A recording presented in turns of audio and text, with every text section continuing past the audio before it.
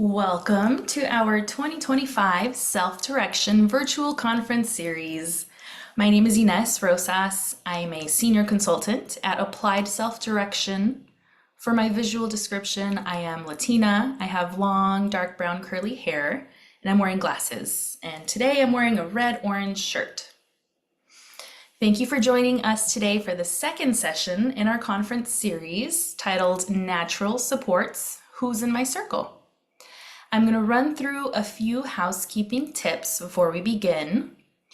Due to the volume of attendees, participant microphones have been muted and will remain muted. There is a toolbar at the bottom of the Zoom window with a few options you can use throughout the webinar. There is a React button that you can use to submit reactions or emojis throughout the presentation, and we'll be asking for specific feedback later on in the presentation using this button. You can also submit questions and comments at any time during the session by using the Q&A button in the same toolbar at the bottom of your Zoom window. We have reserved time at the end of the session for your questions, and we will address as many of your questions as possible at the end of the session. Closed captions and translation are available for the presentation. You can access the closed captions by clicking on the CC button or choosing Show Captions in the toolbar. Also, this session is being recorded and will be available on our website. The month of March is sponsored by Aviro. Thank you to all our sponsors. First off, we'd love to know who is in attendance today. So you should be able to see a pop-up window with our first poll question. We'd like to know which of the following best describes your role with self-direction. And I'll leave a couple seconds up to a minute for everyone to respond and submit your answers. And I'll share in the poll and share results shortly. So we can share who's here.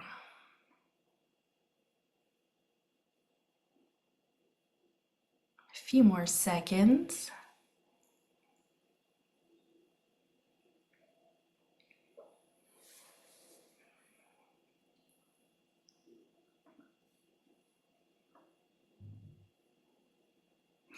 Looks like our top groups are state staff, FMS entity, and I believe a family or friend of a self-directing participant. Thank you everyone for submitting your answers. And I will now turn things over to our first speaker, Sue Donovan, to get us started. She is the Senior Program Director at the Rhode Island Parent Information Network, also known as RIPEN. Thank you. Hello, everyone, and welcome. As Ines said, my name is Sue Donovan, and I'm one of the program directors at RIPEN. I am a white woman with short, dark brown hair. Today, I have blue-rimmed glasses on and a white blouse. Our cover slide shows a group of people holding hands in a circle with a question mark in the middle. On the right side is the image of the RIPEN logo, which is a small compass, and the letters of RIPEN is to its right. Beneath the compass and the RIPEN letters is our tagline, which is personal support built on personal experience.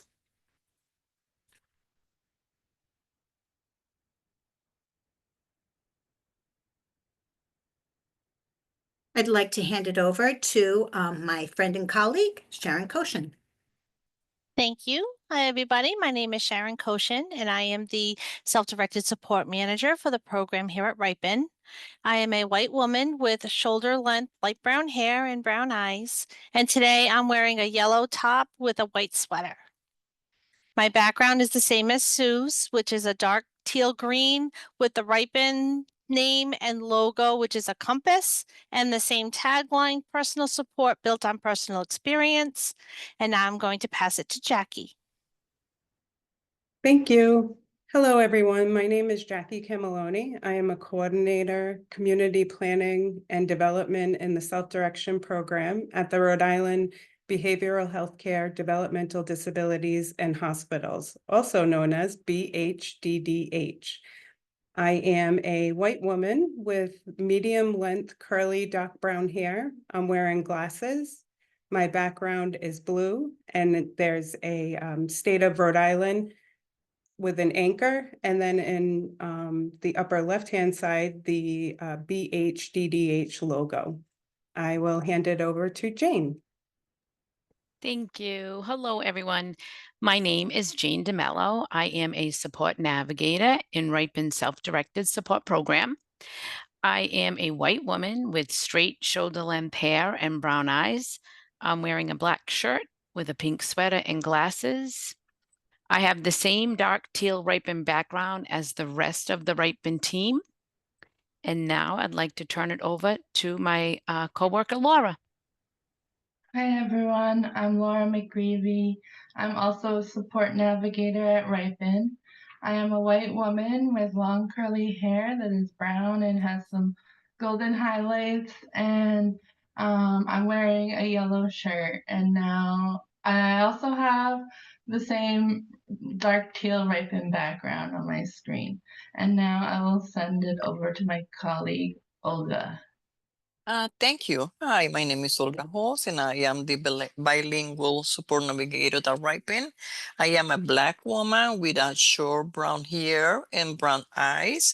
I am wearing a pink shirt, and I'm wearing also black glasses. And like the rest of my team, I also had a dark teal with the Ripon logo. Thank you.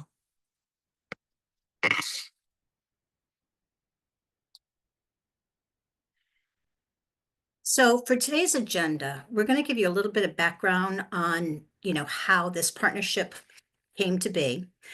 We'll talk about the Self-Directed Support Program at Ripon. Our main presentation content will be focused on the natural supports, who's in my circle. There will be time for questions and opportunities to learn more, and then a wrap up. This particular slide, I just have to comment on the image. There's a graphic image of gears with a golden compass in the center. And I think you're going to find that at Ripon, there's a lot of symbolism, and we certainly like to use our compasses. So what is Ripon? Well, we're an independent 501c3 nonprofit organization. And we're built on the peer professional model, which means we hire many folks who were Ripon consumers. So our staff help Rhode Islanders navigate different systems of care. We're 35 years young, and we focus on three major areas of work: healthcare, education, and healthy aging. I'm going to turn it over to my friend and colleague, Jackie. Thank you. So the Rhode Island Division of Developmental Disabilities is part of behavioral healthcare, developmental disabilities, and hospitals. I just want to comment that pictured in this slide is the Rhode Island State House, and it is located in Providence, Rhode Island. Who we are. The Division of Developmental Disabilities is responsible for planning, funding, and overseeing a community system of services and supports for individuals with intellectual and developmental disabilities.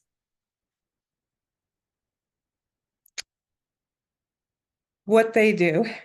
We are a Medicaid home and community-based service provider.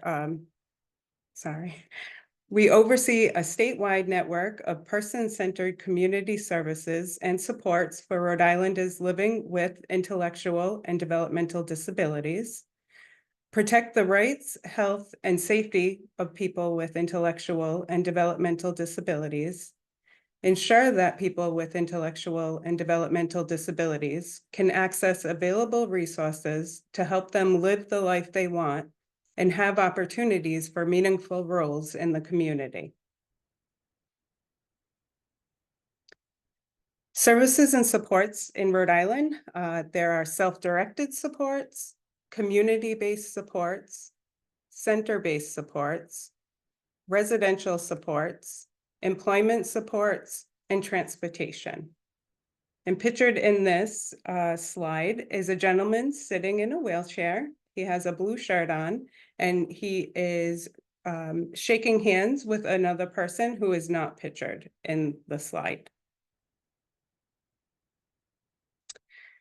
In Rhode Island, approximately 1,638 people, or 37% of the developmental disability population, self-direct some or all of their services. There's two types of self-direction. You could choose to self-direct some or all of your staff and services, or you could choose the vendor-only option to buy goods and services or transportation through self-direction. The age range of people who are self-directing, there's 43% between the ages of 18 and 29, 34% ages 30 through 39, 11% between the ages of 40 and 49, 6% between the ages of 50 and 59, and approximately 6% between the ages of 60 and above.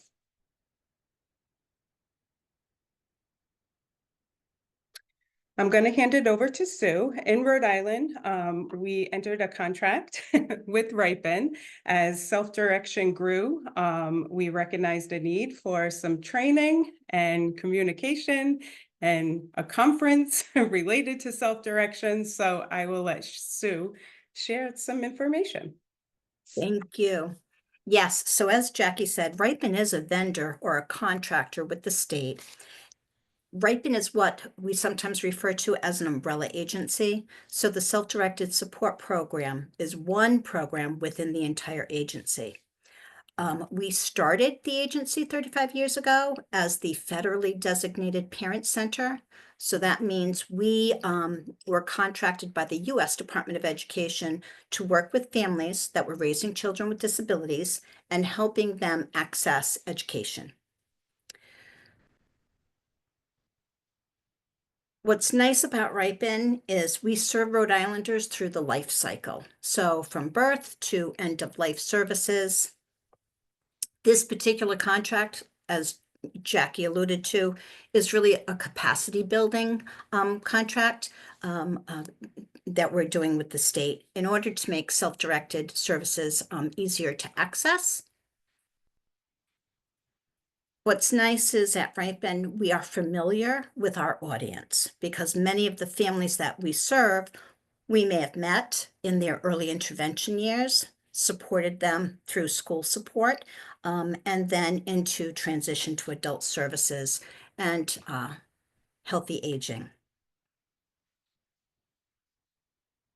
The image on this slide is two halves of an arrow coming together as one. One side is black, the other is white, and they are on a blue background. I'm going to pass this over to Sharon. Thank you. So a little bit about our program. Sue had mentioned, we are helping the state build capacity through training and education, making the self-directed model more accessible to consumers and their trusted families and networks. We're also providing transparency, consistency, and fostering self-determination, which is inherent to the self-directed model. Ripen does this through training and education. So we've been bringing topics of interest to the state and our viewers through webinars, panels, and community information sessions. All of our recordings have ASL interpretation, as well as access to closed captioning for Spanish and other languages. We share resources and information as our team is investigating topics that consumers are asking more about. We provide peer support, whether that's family to family, parent to parent, or consumer to consumer. And we're also working on an opportunity of networking staff to staff. And we also collaborate with other agencies because we know that we act as the bridge to get to the consumer to the services that they're looking for. So now our presentation, natural supports. On the screen is an image of two young men with a circle around their faces. The young man in the front has a light skin with red hair and is smiling with a dark shirt. And the young man behind him is wearing a baseball cap. He's white skinned with a dark shirt as well. This is a personal photograph for me. This is the front man, with young man with the red hair is my son, Peter, who is 20 years old. He has autism and an intellectual disability, and he's sitting with his friend Ryan, who he met through the Best Buddies network on the college campus of Providence College. So now Inez is going to launch a poll for everybody. We'd like to rate your knowledge about natural supports before we get started. So if you could please enter beginner, intermediate, or expert. Let us know what you rate your knowledge of natural supports right now.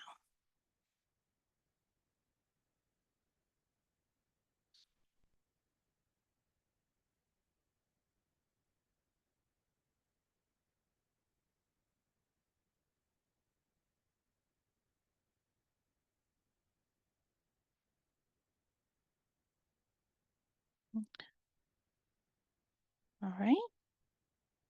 Okay. Thank you. This is kind of what we were looking for. The beginners, 23 out of 99, intermediate, 55%, and expert, 22%. Thank you for participating in the poll. So why are we presenting this topic? Little Rhodey decided to bring this topic of natural to a national webinar for the simple reason that everyone needs natural supports. It doesn't matter what state you live in, doesn't matter how old you are, doesn't even matter if you have a disability or not. Everyone needs natural supports. We hope that this training will help you identify people and maybe in your immediate circle who may already be acting as a natural support, but just haven't been identified or recognized yet. For example, this is the 5th time we are presenting on natural supports as a team. We have presented at our first annual self-directed support conference back in November, which had over 300 registrations. And we brought in a room together when we presented, we had consumers, we had parents, we had professionals. And what was nice is that no matter what role they came with their background, they all agreed that everyone needed natural supports. We've also tailored this presentation to show to young adults with intellectual and developmental disabilities.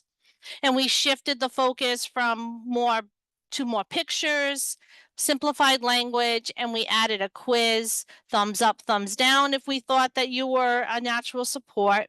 And at the end of this month, we're taking this training to a cohort of teachers of life skills here in Rhode Island, and we are presenting them with slides as well as a curriculum that they're able to share with their youth that are still in school to start bringing natural supports and the importance of it at a younger age. On the screen, there's 2 women sitting at a table. One has her arm around the other. She's wearing a pink sweater, and there's another woman sitting with short hair and a yellow jacket and a yellow shirt. And now I'm going to pass it to Jackie, who's going to begin our questionings. Thank you. Jane, what is a natural support? Thank you. So, just waiting for that slide to change. Great. The definition of a natural support is a person who supports the choices of an individual and can provide a safety net when needed. As an individual relies more on natural supports, their need for services reduce. Natural supports are those people in your life at work, school, community, and family who you're naturally drawn to. There's a special connection between you, and they're there for you in all kinds of different situations, the challenging times and the happy times. My Ripen team has become a natural support for me both professionally and personally. In the image on the slide, it shows 4 friends celebrating on a bench at a basketball court in a city. 2 men are fist bumping in front of the image, and behind them, 2 men are across from each other, and one is holding a basketball. And I'm going to send it back to Jackie. Thank you. Olga, why are natural supports important?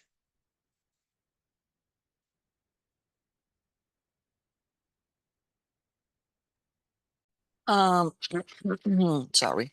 Um, Natural supports are very important because they help you to build your confidence, help you with your emotional supports, provide practical assistance such help you with errands, transportation, chores at home, cooking, etc.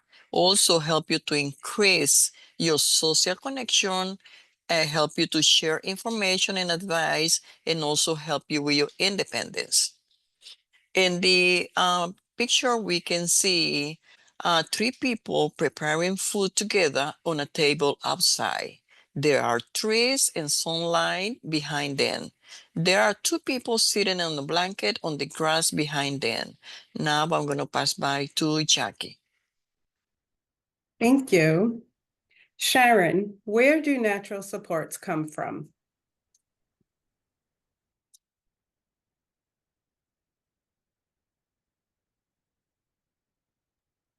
Sharon, you're on mute. Thank you. See, that's why I need my natural supports, right, Jackie? We have family and friends that can help us drive to the grocery store or help us pick up a prescription at the pharmacy for us. At work, I know I have another manager friend who, when I need a second set of eyes on some work that I'm doing, or if I'm going, I just need bounce some ideas off of her about what I want to do for my team retreat, then I'm gonna go and see if Anne's around. In my neighborhood, I might find the person at the deli that I know I'm gonna go, and who knows that I'm gonna go and ask him for a slice of cheese. That guy could be my natural support. Think about sports teams. If you have a son or daughter that plays on a unified team, if you look to the peer buddies that are on the team supporting your son or daughter, or the coaches, those are natural supports. And remember that Olga said that natural supports can increase our social connections. If you share a common interest. So if you're a reader and you like to go to the library a lot, chances are the librarian knows your name. He or she could also become a natural support. One of my favorite places to find natural supports is at a faith-based organization where they have like a coffee hour. So you might sit with a group of people that in exchange pleasantries. Then the next month when you go and sit and have coffee, you remember their names, you find out a little more information about them. Maybe that's what's going on in their lives. Maybe they have a baby shower they're going to, or their child's graduating from a university. And then the next month you sit with them, you chat some more, and then you start to miss them because you've become a natural. They're the people that you want to sit with. We've also found that by having natural supports that start out that way, can sometimes turn into paid supports down the line. So if you think about the places that you like to go, whether it's the YMCA or a knitting class or a bakery or a volunteer job, the places that you can find your natural supports. And on the picture is 3 people with aprons on at a gift shop, and there's tables and shelves behind them. Jackie? Laura, when do I need my natural supports? Thank you. we need our natural supports during many times. One of the most clear times we need natural supports is at times of transition, such as moving. I know that I recently moved apartments, and I definitely used my friends and family to help me move boxes, as they are doing in this picture, with a woman with a pink sweatshirt moving boxes down the stairs with another person that you can't really see fully walking down the stairs, also moving things. And other times of transition that are especially important to us, especially this team, is for young adults moving from high school to college or high school to adult services. And that's a time where natural supports are very important as that process unfolds. Another time is medical emergencies and illnesses.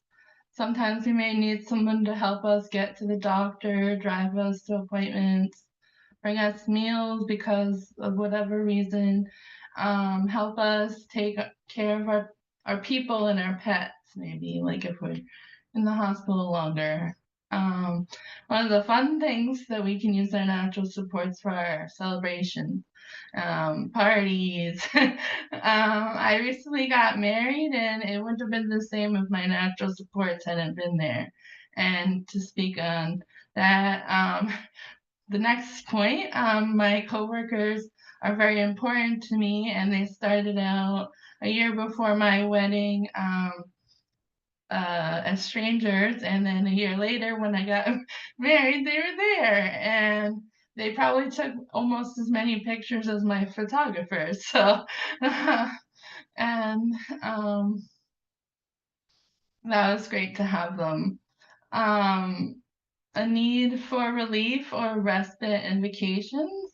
So this is where it can be really important for caregivers to have the natural supports and the people they care for. Natural supports can also step in, and they can act as respite or relief. Maybe the caregiver needs to do an errand and then they don't have their paid staff there. This is where a friend, a family, neighbor, whoever can fill in and help. And in Rhode Island, paid support staff cannot get paid if they go on vacation with the person they support or their family. So maybe this is where you can consider having your natural support come with you on vacation and help to support this person while they also get an awesome trip to go on and be with you more. And finally, in times of grief and sorrow, similar to celebration, but for a more difficult reason, we just really want people around us during this time. It's not the same if we don't have people to be with us. We might need people making sure we're getting through the day, just taking care of our basic needs. We may, when we've experienced a loss, we just might really want someone to talk to. So yeah, that's when we need our natural supports. Many other reasons, but these are very important ones. So we're gonna do a little activity right now. It's inspired by a very famous neighbor of ours, Mr. Rogers, and he demonstrated a great example of a natural support for many different people in his show. He always cared about people. And so the image on the screen is a picture of Mr. Rogers in the left corner, and he has his famous red sweater with a tie and dress shirt underneath, and he is putting his sneakers on as he does in the beginning of every episode. And on this image, there's a quote that says, "Imagine what our real neighborhoods would be like if each of us offered, as a matter of course, just one kind word to another person." So we're gonna do this activity, and while we do it, we're all gonna take a moment, and I'm going to count in my head. This is telling you what we're gonna do before we do it. So I'm gonna count to 10 while we all think about who in our life is a natural support. So who has always been there for you when you needed support with something? It can be anyone. They don't have to be here on earth. They don't have to be where you live. They can be at any time, any place. So think about them, and I will bring our attention back when it's been 10 seconds.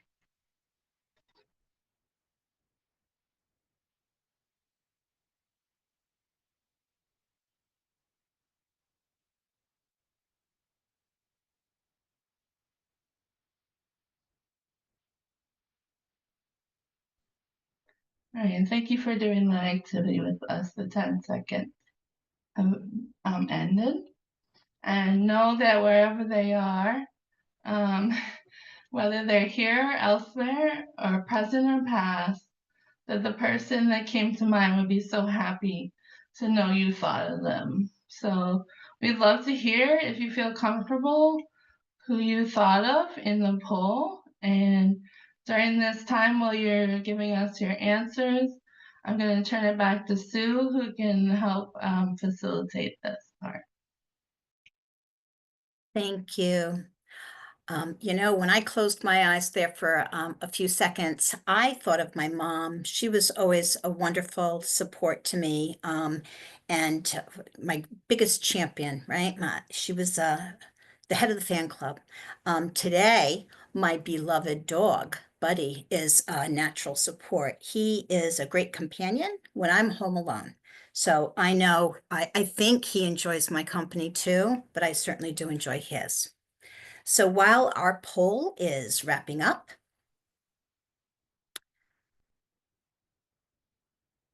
some of the folks that we commonly hear that are natural supports are friends, family members, neighbors, co-workers. They could be classmates. They could be community members. They could be people from your church or an association. You may have a membership somewhere, and there may be someone there who really serves as a natural support. On this slide, we see two women sitting together in an office. They look like co-workers, and they're talking. Looks like they're supporting each other.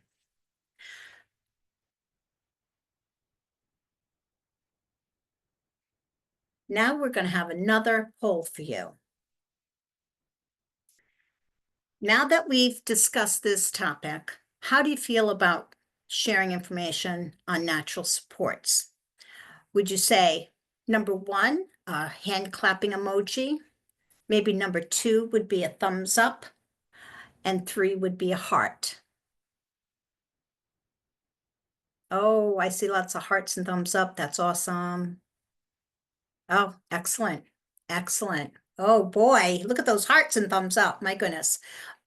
Love those hands clapping. All right. Looks like we hit the mark here, folks. All right. I'm going to turn it back to Laura, and she's going to tell you about a wonderful resource that we've developed in Rhode Island. Hi, everyone. So this is a project that Ripen has worked hard to put out into our resources on our website. And so there's a QR code that you can use to view it on your spare time.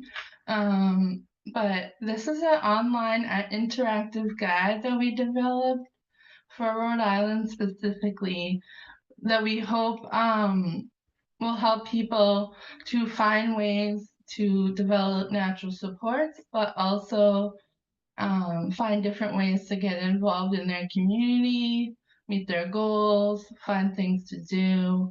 And basically what it is an online PDF that you can download, and it has information on things like transportation, tips for finding accessible events, We have a page on libraries, which we love here in Rhode Island.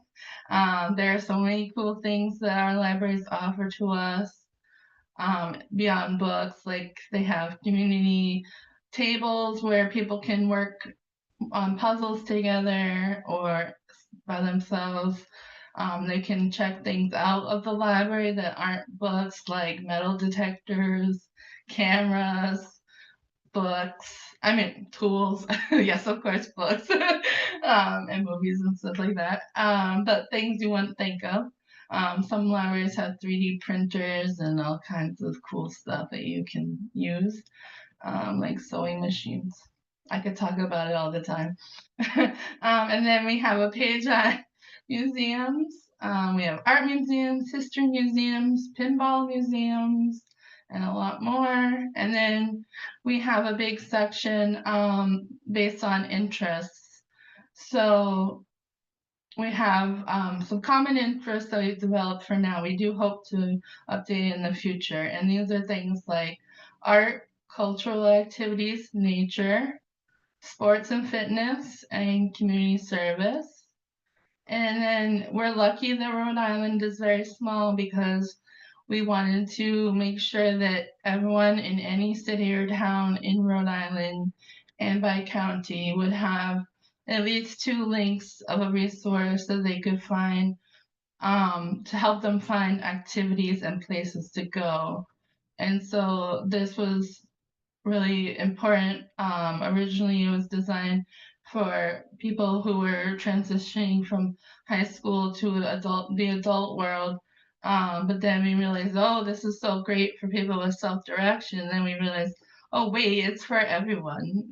And everyone can use this. And we should have thought of that was just very clear. It's very clear.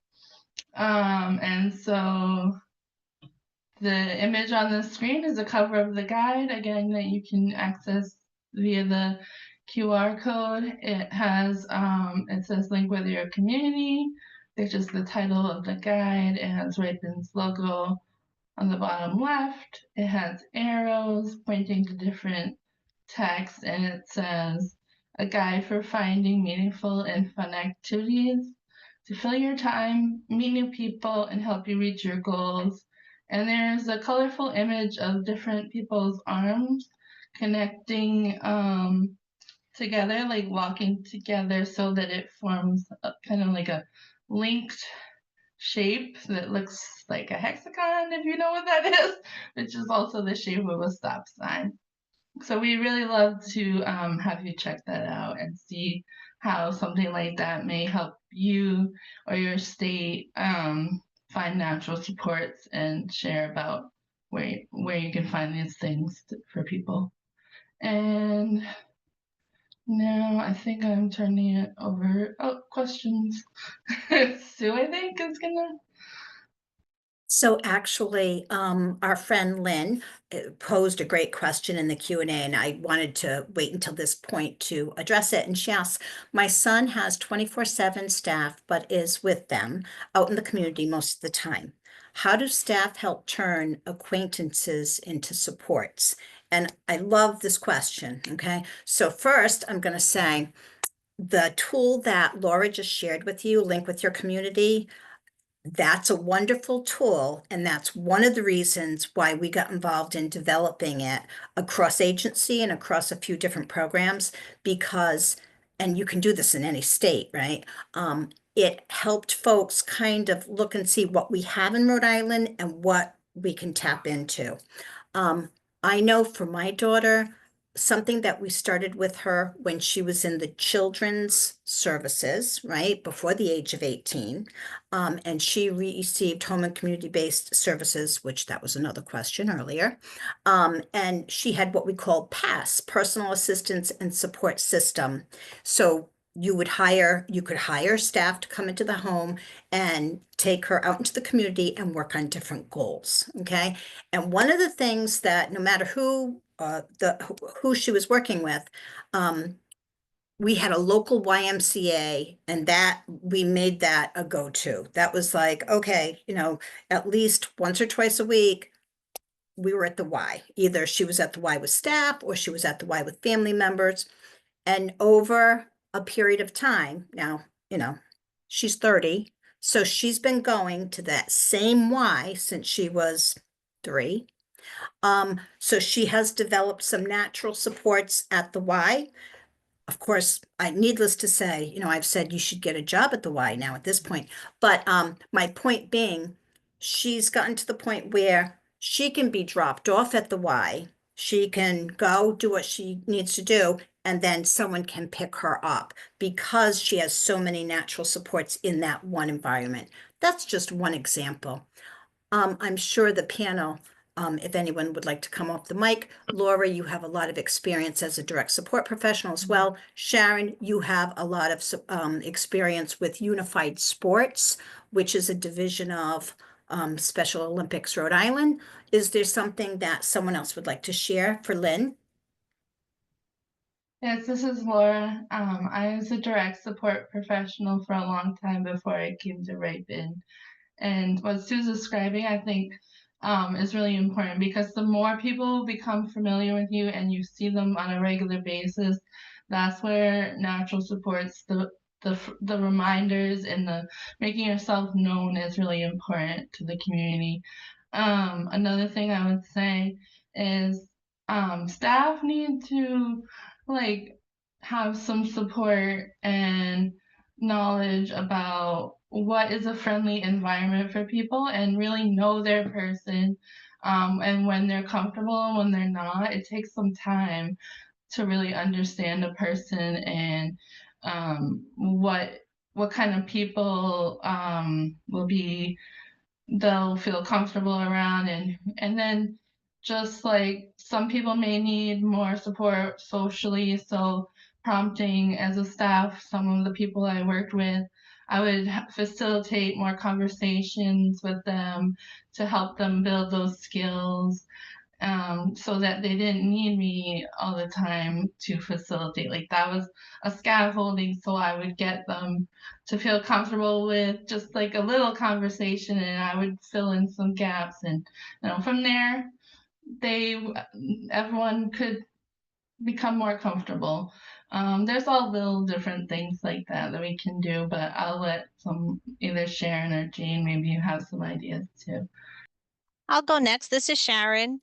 Yes, so Unified Sports was a great way for my son to meet some other peers that he went to elementary school with, and then he was able to, they became buddy supports during the PE classes at school. And now that they're out of school, some of these friends are in colleges. So the Unified Sports team has now all graduated into the townies, Special Olympics team, and they travel as a group to go to different events. So they go back to the high school and they support the girls volleyball team. They go to Johnson and Wales and they support the the football team, or they'll go and watch the lacrosse game together. They'll meet together on a Saturday and go bowling. And what's really nice is that his friends, or the group of Unified that he has, it's nice for me to sit back and watch them take care of him. He's much of his verbal skills are scripted, so he doesn't have a lot of language, but it doesn't seem to matter. When he's with that group of friends, they take care of him, and I can just sit back and smile and enjoy my cup of coffee. Okay. Jane, do you have anything to add? Sure. I definitely think I agree with Laura. With paid staff, they have to become comfortable with the person that they're working with and model, as they get comfortable, model how to be, a friend with, and to turn an acquaintance into a friend. Just kind of facilitate, the conversations that happen. But I think it's something that the direct support professional has to get really comfortable with first. And as they get to know them, the person they're working with, they'll be able to help. And it's always good to, sometimes kind of look at some of the, like the little different webinars that happen, talk to people, give suggestions on, what can they do? Just, even role playing sometimes is helpful for our folks to say, hey, that person at the library that you wanted to talk to, this is how let's pretend I'm them, and you can role play and help them, the person become more comfortable with interacting with folks. I hope that helped. Anyone else?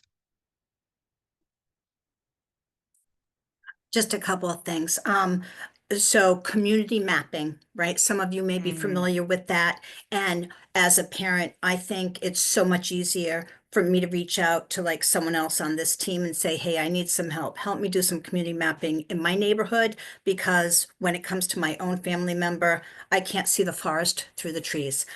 So that's very important. And maybe in the job description, right? Maybe when with your direct support professionals, those job descriptions, maybe one of the things is, we're looking for a networker. We need someone who likes to build social capital. And I know we did have a worker years ago, who we miss dearly, but she was a natural networker.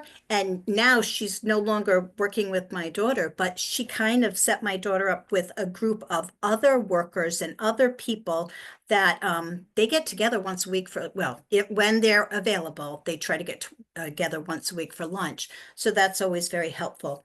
In Rhode Island, I know we're a small state, but we've got a lot of libraries, okay? And we have fallen in love with our libraries. They did a lovely job of reinventing themselves during the pandemic.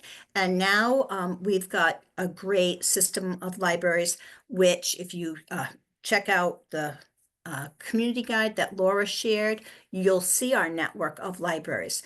And they often have like special interest groups, right? So it might be like, they might do painting one evening a month, or they may do puzzle making or origami or an improv class. So those are super helpful, but those are also really helpful to practice. And, my daughter's into anime, she's into music, she's into painting. So I know those are the activities that she keeps going back for. And we've helped her learn how to identify folks that she may have a nice connection with. So.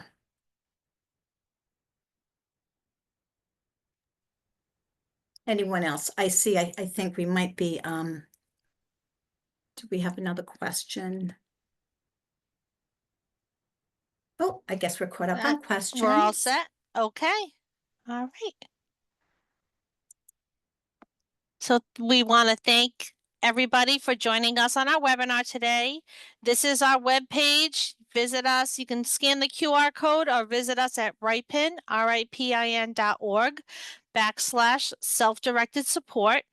And there's an image of a ripen with a globe on the left-hand corner. And if you'd like to contact anyone on our Ripen team directly, you may do so at self-directed support@ripen.org. And there's a picture of a little envelope. And I'm going to give it to Jackie to share her information. Thank you, Sharon. So if you'd like to learn more about the self-direction service model in Rhode Island, we've included the QR code and the link to the Developmental Disabilities webpage. I've also included my direct email contact information. Sharon? Thank you. So again, thank you again. This is our self-directed support team. Jackie was camera shy that day. She decided not to join us for a picture, but you can reach her by email. She's very good at connecting people. And thank you again. And now I would like to stop sharing and turn it over to Inez. Thank you, thank you for all the emojis. We love it. Thank you.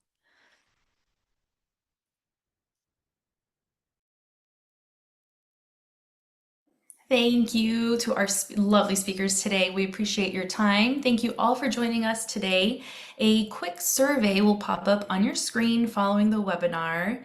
And as a reminder, we will be hosting a session every Wednesday from 2 to 3 p.m. Eastern Time through March and April. Don't forget to register for each session individually. There are 9 total. Well, at this point, though, there's 7 left. You can find the link on our website at appliedselfdirection.com.